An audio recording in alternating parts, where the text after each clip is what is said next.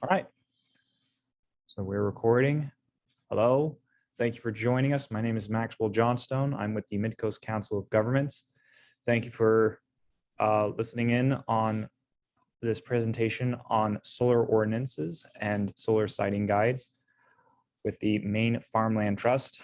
I'm joined today by Thatcher Carter and Abby Farnham, who will be leading us on this presentation and some interesting examples that are going on right now in the state of Maine, and what some towns who are just getting started on solar ordinances can or should consider when deciding to adopt these types of measures. So let's just get right into it. Thatcher, Abby?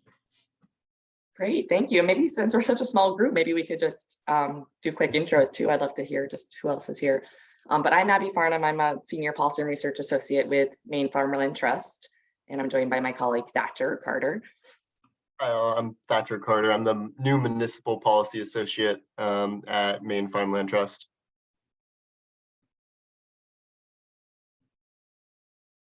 I'm Joan Walton, a Senior Planner at the DACF Municipal Planning Assistance Program. Oh, great. And Tom Mariola, also of DACF Municipal Assistance Program. Wonderful. Great. We're so happy to have you both. And we are so happy to wait, and is that it? Sorry, was anyone else here? I believe that's all we have for now, but if we get any people sneaking in, I'm going to put the spotlight on them so that they have to share their information. Sure. So we're really happy to be here to talk about the new solar siting guide, which we produced recently, released this summer in collaboration with DACF. So we're really happy to work with you all on this as well. So a little overview before we dive in about Maine Farmland Trust. So we're a statewide member-driven organization. We work to support farmers, protect farmland, and advance the future of farming. So we do this by partnering with farms to protect their land, and then we help new and established farmers access land. We also provide farms in our network with a whole kind of range of services like business planning, technical assistance, and soil health support. And then we work to advance policies at the local, state, and federal levels that support Maine agriculture. And that's sort of what brings us here today. So this past summer, we can go to the next slide. So this past summer, we released this guide, Balancing Solar Development and Farmland Protection, Solar Siting Guide for Maine Towns. So it compiles information on all sorts of planning tools and policy efforts that towns are using across Maine to permit solar development, and really kind of looking at permitting solar development in ways that could minimize impacts to agricultural resources. So we're not going to have time to kind of go through all the information in the guide today, but we have, it's on our MFT's website and DACF's website, and then we also have printed copies. So towns that are kind of interested and could maybe really benefit from, having board or committee members have printed copies, definitely reach out to us and we can provide those. But today we're going to talk about, oh, sorry, not yet. Today we're going to talk about so why this issue is really important and why sort of the kind of why the real need for balance when it comes to solar development and farmland protection.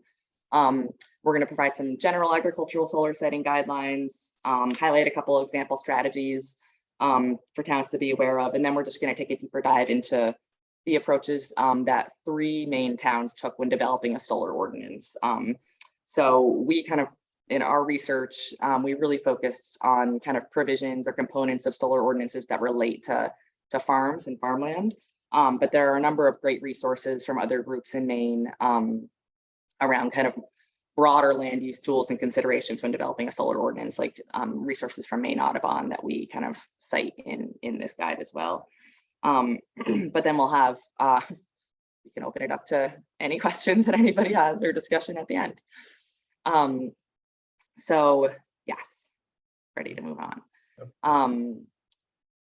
So many, people might be aware that in 2019, there were state policy changes that have resulted in a really strong increase in solar development across the state, including on undeveloped agricultural land that's located near electrical transmission infrastructure.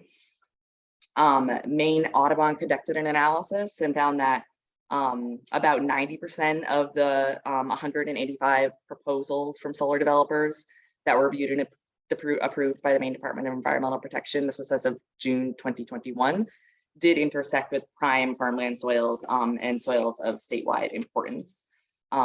Caveat here that Maine Audubon found that only 34% of the acreage proposed for development would actually cover these soils. But this analysis really does help to illustrate kind of the extent to which solar development is being proposed on farmland across the state. And also, it's just, I think, important to consider that these high value agricultural soils are really a precious and limited resource. So they make up only 14% of the state's total land area. And then Maine, like many states across the country, has been losing farmland to all different types of development. And farmland was threatened before solar development intensified. So according to the 2017 Census of Agriculture, between 2012 and 2017, Maine lost about 10% of its farmland, which is over 145,000 acres. But even with all of this context, I think it's really important to just underscore that solar development and agriculture can coexist in Maine in a mutually beneficial manner. And solar development is really important to Maine meeting its renewable energy generation goals. And it can be a very important source of economic support to farms.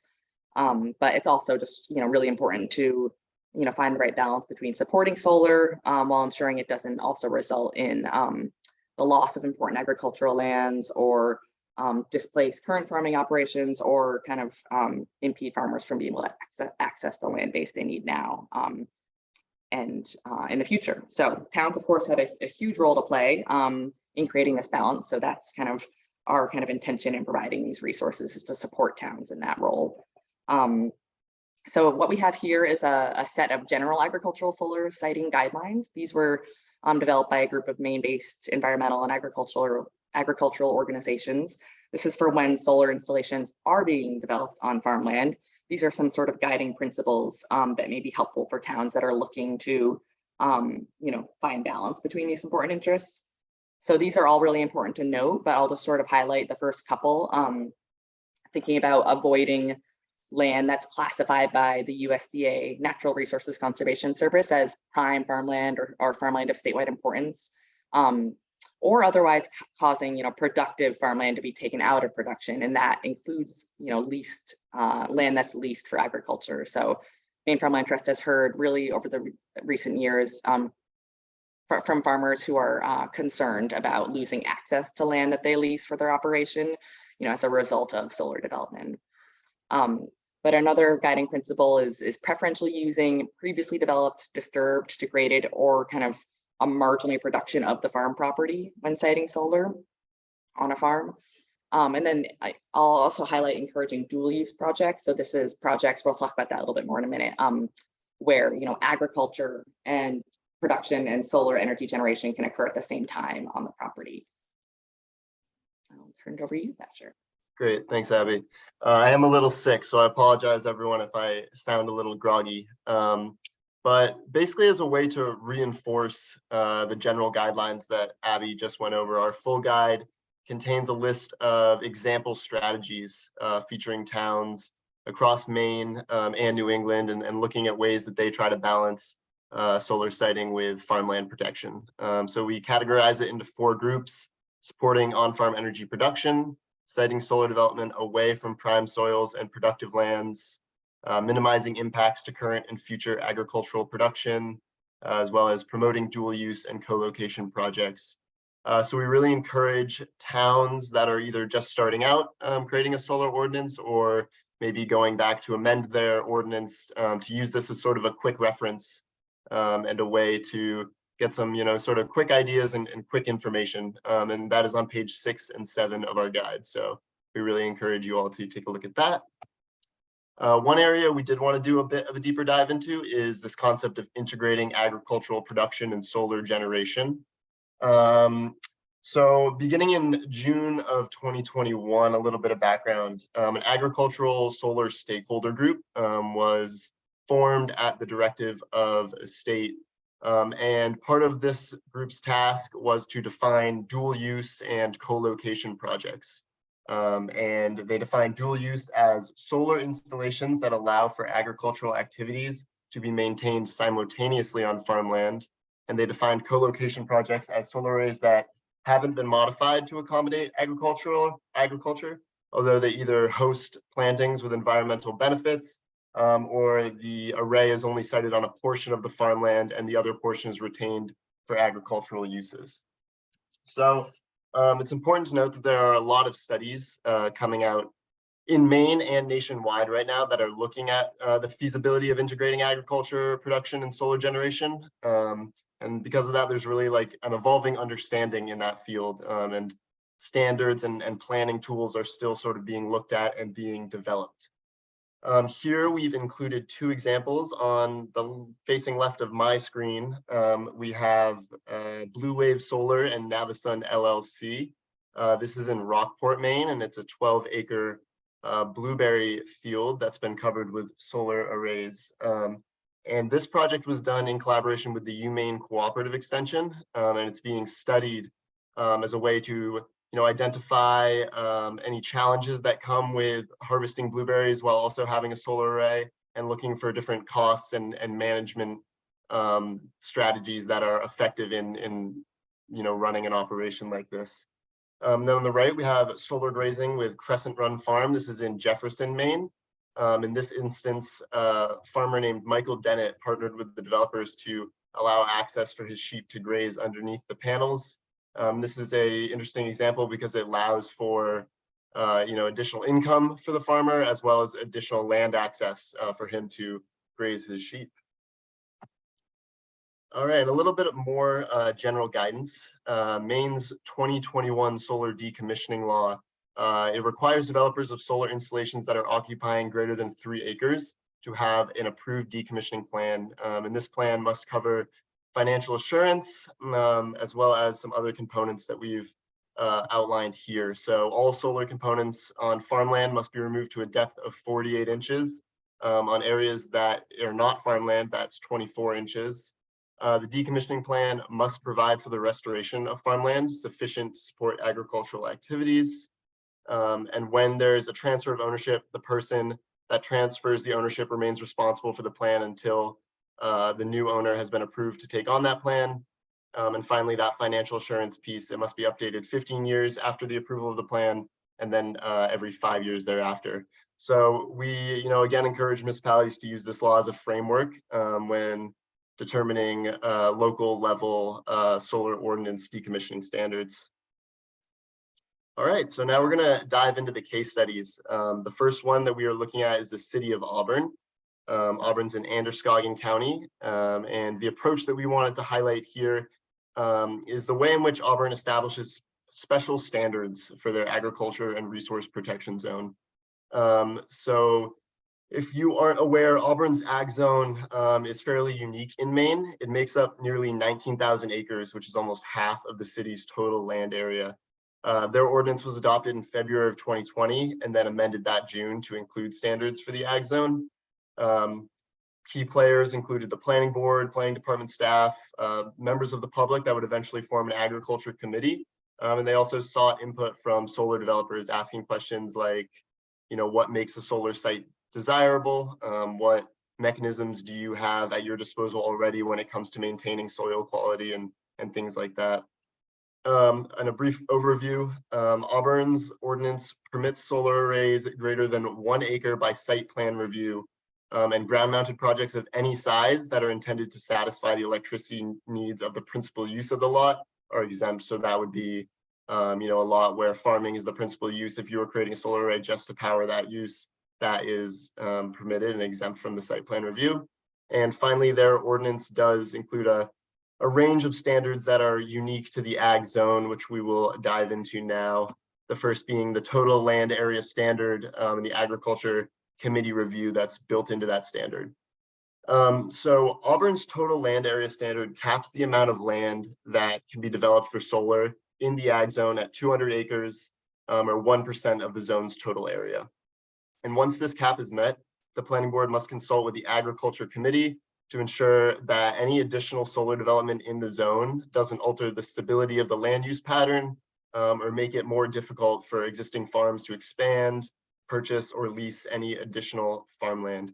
And the goal here is to really make that connection between the agriculture committee and the planning board, and have them communicate about what impacts this ordinance has had so far and sort of workshop what the next steps would be. Some lessons learned so far. At the time that our publication came out, about 90 acres of that 200-acre cap had been met. So the collaboration between the Ag Committee and the Planning Board had not yet been triggered. Two other areas are the prime soils analysis and the operations and maintenance plan. With the prime soils analysis, developers are required to provide the analysis that demonstrates if the site intersects in any way with prime farmland soils as defined by the USDA. And it further reads that the least productive soils must be considered first. And this analysis is designed to enable the planning board to request a different location that maybe doesn't contain as much prime soil. And it really opens the door for additional dialogue between the developer and the planning board to sort of have a conversation about where specifically on a site this array is going to be placed. Lessons learned, all 4 of the approved projects that I mentioned that make up that 90 acres in the ag zone have intersected with prime soils in some way, but the provision has been effective according to planning officials in reducing the extent to which those soils are ultimately impacted. With the operations and maintenance plan, it requires that the plan prioritize the ability to commingle agriculture and energy generation land uses. The examples given in the ordinance are apiaries, grazing, or hand-picked crops, but it's not limited to those 3. And what this is really designed to do is encourage solar developers to incorporate working with farmers in some way. It doesn't require the consideration of dual use or co-location, but it sort of keeps that door open potentially for further collaboration later on down the line, maybe once more is learned about dual use planning standards. And some lessons learned here. We did hear from one farmer that during a site visit, the height of the panels were potentially too low and they would interfere with grazing activities, fear that I think sheep might damage the panels. So that's one thing we did hear. We also heard that Auburn officials are interested in learning more about these industry standards that are developed for dual use projects, which could include minimum panel height, once they are developed, and they're interested in revisiting the ordinance at that point. And on a similar note, so are farmers. They're also interested in learning more about dual use and integrating that potentially further down the line. So to conclude in Auburn, their ordinance does aim to protect ag resources, and it also encourages developers to integrate agricultural activities in some way. A key part is it also enables farmers access to these lease payments from developers by permitting a certain degree of solar development in the ag zone. And I think the biggest takeaway here is that planning officials really view their ordinance as a working document, and that once the impacts are learned in the ag zone about how these standards are playing out, it should be amended and revisited accordingly. All right, a little bit of water. And the next that we wanted to look at is the town of Reedfield. Reedfield is in Kennebec County, and the approach that we wanted to highlight is the way in which they leverage the comprehensive plan to guide solar siting. Background, their ordinance was adopted in June of 2021. Again, similar to Auburn, the planning board, town manager, code enforcement officer all came together to work on this, as well as, again, getting input from commercial solar developers on certain definitions and concepts. Again, they really leveraged their existing planning resources to show their community goals and values. And a important note with this case study is that at the time it was published, no solar development project had been approved through their ordinance. So it's, keep that in mind as we go through the different components. And just a brief overview, their ordinance does apply to all solar energy systems, and it defines small, medium, and large scale by their size and megawatt potential. It does differentiate between ground mounted and roof mounted, and ground mounted systems of all scales are permitted in some districts, certain zoning districts in the town, all with planning board approval. Great, so the first area that we wanted to look at is the purpose statement in Reedfield. And included within the ordinance purpose statement is an intention to uphold the goals and policies of the comprehensive plan. This includes efficient use of infrastructure, orderly development, and the one we've highlighted here, the protection of natural, scenic, and agricultural resources. And the intention by planning board and the town here is to communicate upfront that the solar ordinance needs to uphold these values already established in the comprehensive plan. And they felt that this would be effective instead of going and coming up with new goals and values, but instead, tapping into an existing planning resource. Two other areas are the alternatives assessment and the preservation of town character approval standards. The alternatives assessment reads that if a proposed large or medium scale project doesn't meet the goals of the comp plan, then the applicant needs to evaluate other locations on the proposed site that would meet those goals. And this enables the planning board to question the placement of the proposed development and give them more flexibility in the review process, and also just open that conversation about exploring alternative areas on the site that might work better for solar development. And then we also have, as I mentioned, the preservation of town character approval standards.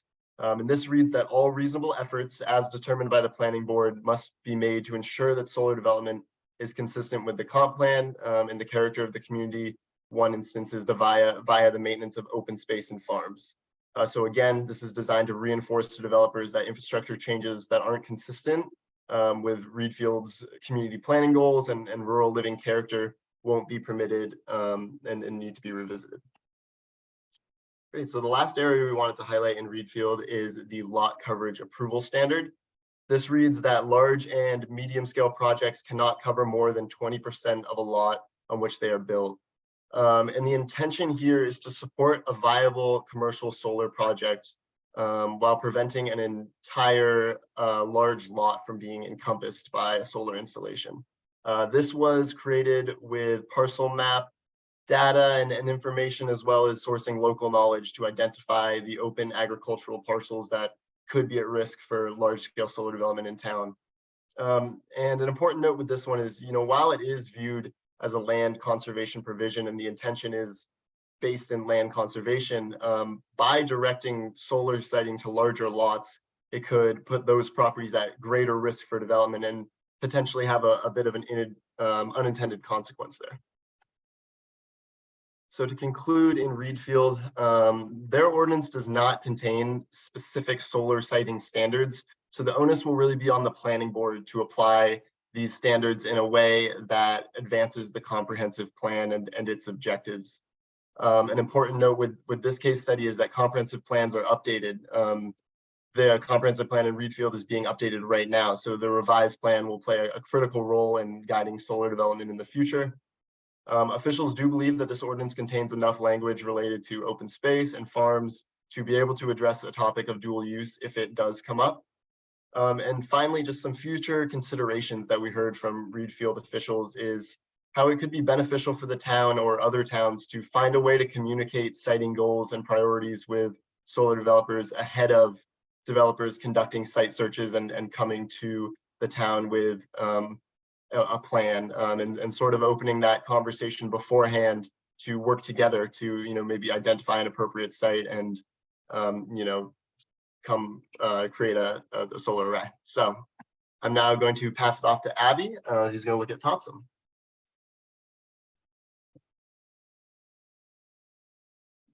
Sure. So the last town case study we have here is Topsom in Saginaw County. So their solar ordinance passed in June of 2020. And it was really championed by this group, the Topsom Solar Advocates, which is a group of community members and business owners in Topsom that were advocating for solar energy generation in their town. But they worked with planning staff and the planning board, and then they did solicit input from commercial solar developers to kind of explore the implications of the model ordinance provisions they were considering. But their goal was really to kind of develop a solar ordinance that would both enable commercial solar development in Topsom because it wasn't permitted under the existing zoning regulations, but also while managing impacts to natural resources. That was just a really important consideration from their perspective. So Topsom, defines solar arrays by their square footage, and then they're permitted in different zoning districts. But all of the principal use ground mounted developments need to have site plan approval, and any accessory use project is permitted by right. Next slide, please. So a key feature of Topsom solar ordinance that we want to highlight is the habitat mitigation fee. So this tool, it's intended to disincentivize solar siting on priority natural and working lands, while also partially offsetting the impact of development by collecting funds that can be used for land conservation. So this fee mechanism was modeled after their Topsom's development transfer fee ordinance. And they based it on an existing planning resource, their natural areas plan, which was a really intensive community engagement process where they identified parts of the natural parts of the community that were really valued by community members. So they based their fee structure on that. And then the Conservation Commission makes recommendations to the select board for how the funds can be spent, but they have to be spent on land conservation. So all the projects that Topsom has approved so far did trigger mitigation fees, and so far are generating a really significant amount in funding for land conservation.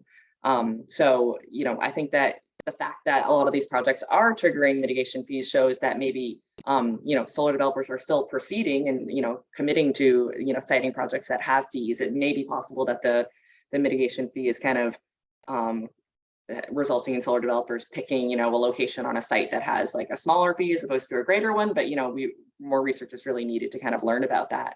But either way, just the fact that kind of this fee system can generate a lot in funding for land conservation is just something for other towns to consider and be aware of for whether or not it could be a good fit in their community. Next slide, please.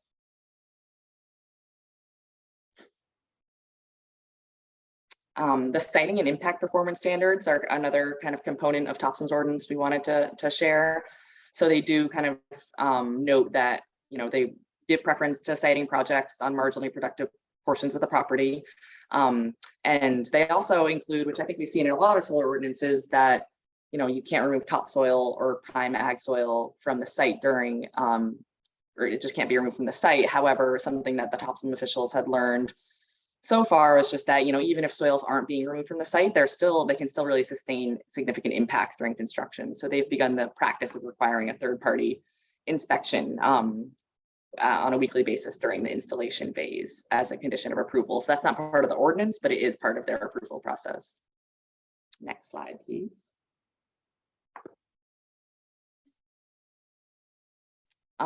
So in thinking about kind of looking ahead in the future, we actually had Victor Langlow with the Topsom Conservation Commission join us for a presentation last week with the Androscoggin Valley Council of Governments at their planning day. And he sort of shared that it's looking like that they might have kind of reached their capacity in Topsom in terms of kind of the solar infrastructure, like what that could support. So they, in terms of this last bullet and wondering whether or not they would want to limit the total amount that can be converted to solar development through zoning. They're not sure if that would end up being necessary, but they think, the Topsom solar advocates are interested in dual use projects where, in Topsom, a lot of the farmland is used for hay and pasture, but, noting that these projects currently, of course, they do cost more, with solar developers having to, further space out and raise the panels. So that's just kind of a consideration in how, feasible that will be in the near term. And I think just generally speaking, though, for Topsom, they kind of were interested in making sure that the farmers had access to, were able to have solar development on their properties and really get that financial support from lease payments, while also just trying to think about ways that they could guide that solar development so that it would, impact natural resources that were really important to the community in a lesser way.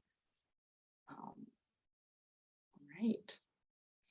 So this balancing solar, solar siting guide we produced, it's going to be included in the revised version of a broader farm-friendly municipal policy and planning guide, Cultivating Maine's Agricultural Future. We produced this back in 2011 with American Farmland Trust and Maine Watch Institute, and we're working with DACF right now to update this guide, but it includes, a whole range of policy and planning tools that towns can use to support farms and farmland protection efforts. So this, I think that that's just really important to consider, these tools within the broader context of, farm towns that are looking to support agriculture. They can do that through a number of different ways, in addition to kind of thinking about how solar development is guided.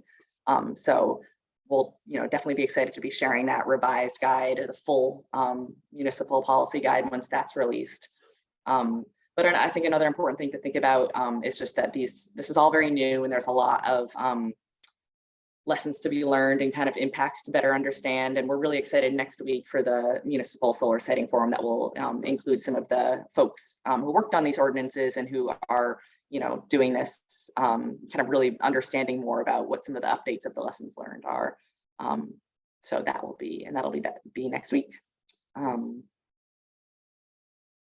But that's what we have prepared. I'd love, Tom and Joan, just, given your roles and kind of your work, just to kind of hear if you just have any other kind of, resources or questions or kind of insight that could be relevant. I know DACF has a number of agricultural solar siting resources on their website around kind of identifying prime farmland soils and things like that. A lot of really helpful resources, but I would just love to hear if you all have any additional, insight to add. Well, yeah, I think they may just be some broad questions just for the benefit of someone who will be watching this a bit later. For example, I'm just thinking of some towns that don't have planners and just have some planning board members who may just want to start from scratch. There's this reference to the natural resource conservation, prime farmland and farmland of statewide importance. Is that perhaps a map that someone can find online somewhere, or is that something where they reach out to someone at DACF to know if like a certain parcel is good? Where would someone find that type of resource? That's online. That's online right now. They can get it now, or they can request it from, I know DACF has access to it. All right. It's in the Maine GIS catalog. So, and I'm sure that you could find a simpler version to get to it, but yeah. And DACF will just provide it if you just ask the question. I mean, not myself, but we provide it in the data packets for the comp plans. But you just contact. I'd probably start with Alex Redman at DACF. He's I call him the new Stephanie Gilbert, but I'd start there probably.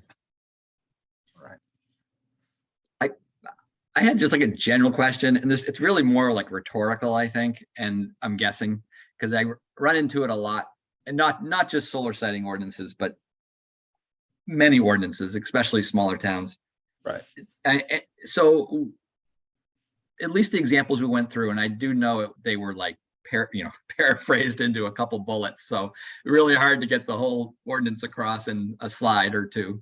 But most of the things that were pointed out, particularly probably in Reedfield, actually, well, all three, but particularly in Reedfield, it jumped out to me where most of the things were like, the CEO or the planning board shall consider, or the developer should try, which as a reviewer on a planning board, that means almost nothing, right? So as you're going through a criteria and you're going through it and it said, should consider, should try, it would be nice if, right? Aside from a couple, obviously the 200-acre limit, but term like Reedfield said, should be in character with, that's very subjective, and a no vote as a planning board member would be difficult to defend, really, in most of those cases. If you look at other ordinances, maybe that have been around longer. And again, if I dug into these ordinances, I'm sure you'd see something a little more concrete. But ordinances have been around a little longer, there's going to be more concrete things. And so, as a reviewer, if you were to, if you were to hire an attorney and they were to review it, they would probably strike those items right out of the draft, and just say, don't say it if it's not enforceable, or be more, or make it enforceable. That was the only thought that came to my mind. Again, I haven't read those ordinances, but it's when you put those things in there, it might feel good and show an attempt, but it's not actually, in most of those cases, probably doing what it wants to do. It's weak. Well, and Anyway. I think that's a good point. Oh, yeah. Okay. I'm not muted. I think that is a pretty good point to raise. That's always something that's brought up whenever a planning Right. board's going through their ordinance revisions, or any planning board's asking well, Right. what can we do for, say, conditions or anything like that? Right. And you look at the language, if it's not something that's more concrete, as you say, it's really hard for the board to then justify their own actions or Right, counsel correct. for that. Now, time period. the Reed Field's 20%, obviously that's a very clear, Yep. a clear number and easy to defend. And I know, in my own town, we actually did the opposite. We actually went out and said that we changed our ordinance, we changed it. It's been changed, and it will be adopted on the 8th. We made solar panels that were considered structures, and now they're not structures. So in order to be able to develop more of the property, that was a conscious decision the board had made. But that's a good number. I mean, I don't know. It's tough because you run into it anytime when all ordinances first come up, the first drafts, and they get better and better as the years go on. Well, and I think. Yeah, I think that, Abby, you go ahead. sorry, Max, go ahead. No, Abby, you Sure. go ahead. Yeah, I think that, yes, when we spoke with the folks in Reedfield, I think that's true that the ordinance doesn't have really specific siting standards. There's a lot of reference to, as determined by the planning board. So that's where and I think that's just really important to note that the kind of ways in which the planning board chooses to apply standards, which are quite values-based, that is going to have a huge impact on their kind of, how these projects will be kind of impacting agricultural resources. So that's just an approach to be aware of, I think, for towns. Like if they aren't including as much specific standards, then there is kind of a little bit more of that, left up to the determination of the planning board. And Reedfield officials just, they of course acknowledge that, they noted that.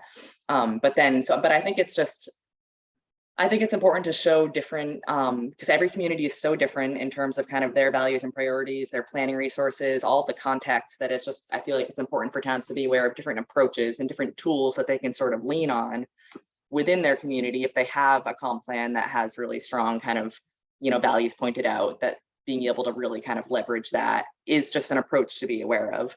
I think that the kind of some of the really more specific tools, like something like the habitat mitigation fee and the mitigation fee map, can have a really big impact, particularly it sounds like when it comes to generating funds for land conservation. And then also, yes, I think that there are some, for example, the 20% lot coverage standard in Reedfield, when we presented on that last week at the AVCOG planning day, there was conversation about in some towns that would actually, maybe preclude solar development in some ways, but that's because they might not have, don't have as many larger lots. So in Reedfield, that was more kind of something that would work to support a viable solar project on a large enough lot. Well, in some communities that might not make sense if they do want to enable solar. So yeah, it really is such a community specific kind of puzzle to put together. But I think that from our perspective, just having the importance of those general agricultural solar siting guidelines we talked about at the beginning, really having those in mind and using those as guiding principles for however specific a community is able to get, I think is what we hope to provide.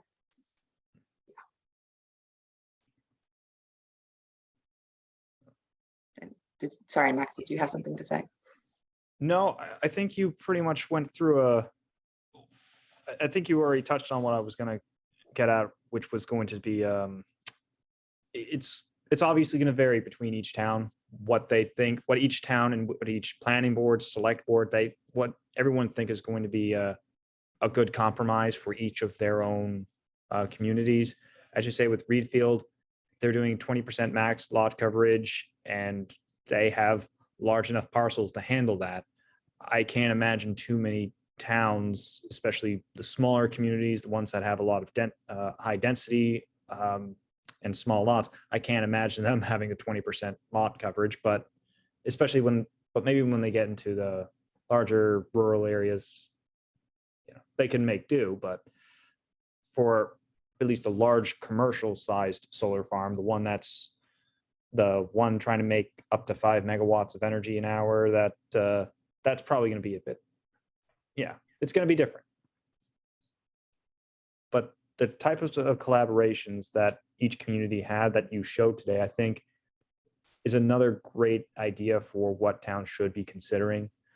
I mean, I just hear some towns where it's the planning board trying to just start and take some action, but it might be a great idea to have the Conservation Commission involved in some of these discussions, or at least one member of them, or someone who's just passionate and involved in seeing more solar farms also weighing in on it. So that's what I was, you did touch on it. And I think that's just a good thing for towns to really keep in mind going forward.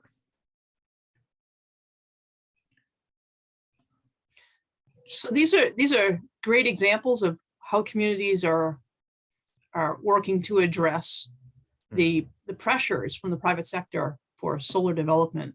I'm wondering if any of these communities or any others that you've talked to are looking at or considering whether the regulations should include siting solar panels on, or the solar farms on regulated floodplains or within the shoreland zone. Is that a discussion that's come up through any of the communities that you're aware of? Not that I'm aware of.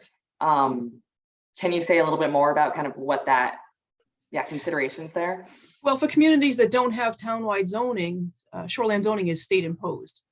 And most communities participate in the National Flood Insurance Program. So there are different regulatory standards for development within the shoreland zone or with a 100-year floodplain, which is the regulated floodplain in most communities.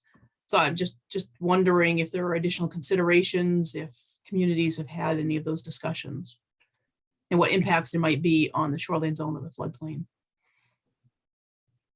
Yeah, I don't know. Do you, from your perspective, do you know, would something like commercial solar arrays be a permitted use within those areas? They would need, on the floodplain, they would need approval because they would be considered structures, which I know is something that the town Tom's in has grappled with. Are the panel structures or not? If they have a fixed location on the ground, they would be structures in the floodplain. Shoreland zoning has setback considerations and slope considerations. And so I just didn't know, I'm thinking of, I know Auburn the best of 3 communities. I'm just not really come up with too many areas in the shoreline zone in Auburn that might be at issue. So I don't know. I don't, I don't know. It's just something that popped in my head when you were going over the examples. Yeah, no, I think that's a great question. I don't know. I'm not sure. I have one more.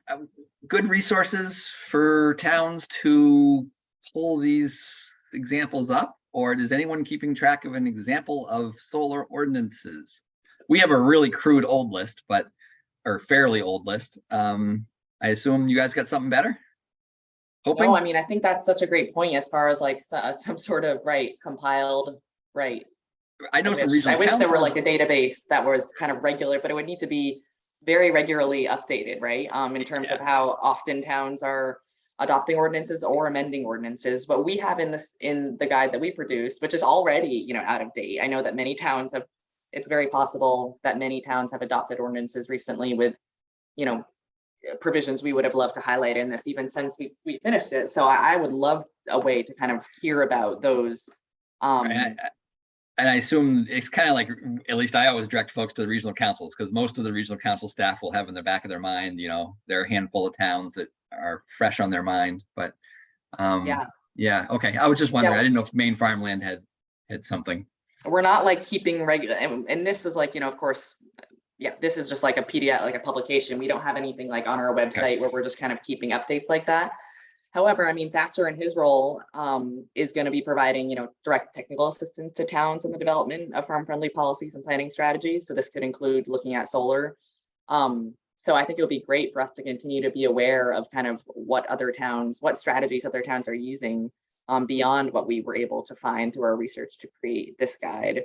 And I don't know if that, did you say, Tom, you said DACF has kind of like you do have a list of solar ordinances somewhere on your website? I wouldn't even call it our list. It's more like regional. We've asked the question, we've gotten the question, and then regional, we'll turn to some regional council staff kind of pick and choose, and they'll say, hey, here's, 4 or 5, but Yeah. Regional councils are just the best source. That's where we would go. Yeah. Definitely. We do include, I think it's on page 6 and 7 where Thatcher went over, we just kind of like try to compile different provisions in sort of list form. And those do include a number of other towns beyond those that we did covered in the case studies. So towns like Belfast and Monmouth have provisions related to farmland protection. Barrie, Massachusetts had some really strong, kind of more specific, I guess, standards. So we include some of those as well. But yeah, I think an ongoing list would be a great resource. Tom, I'm curious, when towns reach out to you with questions, are they typically related to agriculture and soil questions, or is it other conservation and forestry related? It tends to be like probably similar to what you get, but it tends to be a reaction move. So it's, they have a proposal in front of them. And it's rarely ever a CEO, in my opinion, at least in, the last year or so, but it tends to be like a member of the select board or planning board or something that's never seen one of these. And what do we do? We don't, we've never really like handheld a town through the process. So, we just push them to you or push them to the cogs. Ideally we push them to the cogs or private consultants if they're interested. But, it tends to be like, what, a reactive move, what do we do to stop it? Or what do we do to make it happen? Or you're right. In some cases, it could be a particular piece of land that's very visible farm or something, but, we'll typically just push it to the RCs. And if we have an ordinance in mind, we'll kind of talk it through, pros and cons of different ordinances, just try to talk them through it. But no, we don't really get in the weeds. Yeah.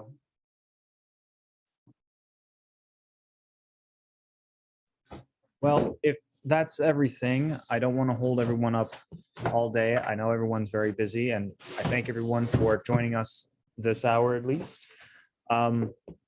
Thatcher, Abby, do you have any other comments or items you just want to tell people who will be watching this later? Yeah, I'll just make a plug for my position. Abby mentioned I'm fairly new, 3-4 months in at Maine Farmland Trust, and especially once our full municipal guide is done, I'm going to be looking to form a lot more connections and do a lot more direct technical assistance work with municipalities with farm-friendly ordinances. It could be solar related, it could be another topic entirely. So if someone's watching this, feel free to reach out, and I'd love to connect.